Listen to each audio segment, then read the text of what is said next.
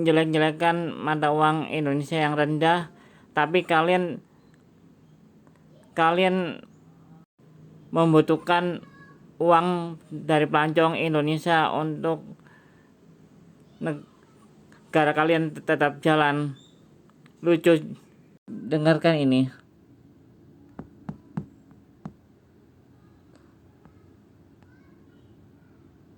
Kalau wisatawan Indonesia ke Malaysia benar-benar turun signifikan, Malaysia memang bisa mengalami kerugian. Tapi efeknya tergantung seberapa besar penurunannya dan apa bisa digantikan wisatawan dari negara lain. Indonesia adalah salah satu pasar wisata terbesar bagi Malaysia. Pada 2024 ada sekitar 3,65 juta wisatawan Indonesia ke Malaysia. Bahkan Malaysia menargetkan 4,3 juta wisatawan Indonesia pada 2025 dan 4,7 juta pada 2026 karena pasar Indonesia dianggap sangat penting. Kerugian yang bisa muncul kalau wisatawan Indonesia turun.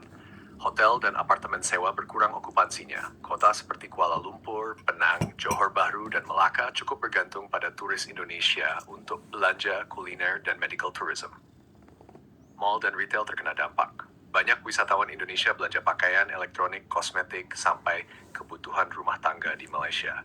Maskapai penerbangan dan bandara rugi. Rute Indonesia-Malaysia termasuk salah satu yang paling sibuk di ASEAN.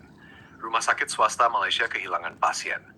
Banyak warga Indonesia berobat ke Malaysia, terutama Penang dan Kuala Lumpur. UMKM wisata ikut terpukul. Restoran, sopir travel, toko oleh-oleh, agen wisata, dan hotel budget biasanya paling cepat merasakan dampaknya. Tetapi kenyataannya sampai 2025 justru jumlah wisatawan Indonesia ke Malaysia masih naik. Bukan turun besar. Pada awal 2025, jumlah wisatawan Indonesia ke Malaysia meningkat hampir 15% dibanding tahun sebelumnya menurut Tourism Malaysia. Malaysia juga sekarang lebih terdiversifikasi sumber turisnya. Singapura sangat besar, China meningkat tajam, India juga naik cepat. Jadi kalau wisatawan Indonesia turun sedikit, Malaysia masih bisa bertahan karena ada pasar lain. Tapi kalau turunnya besar dan lama, sektor tentu bisa kena keras, terutama medical tourism, penerbangan regional, retail kelas menengah, wisata akhir pekan. Mengapa wisatawan Indonesia bisa turun?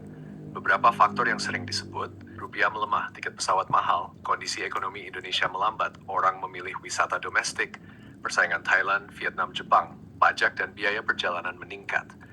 Menariknya, Malaysia punya keunggulan yang sulit disaingi. Dekat, bahasa mirip, banyak makanan halal, penerbangan murah, aman untuk keluarga, dan biaya relatif lebih murah dibanding Jepang lah, Korea. Karena itu pasar Indonesia masih dianggap pasar inti bagi pariwisata Malaysia.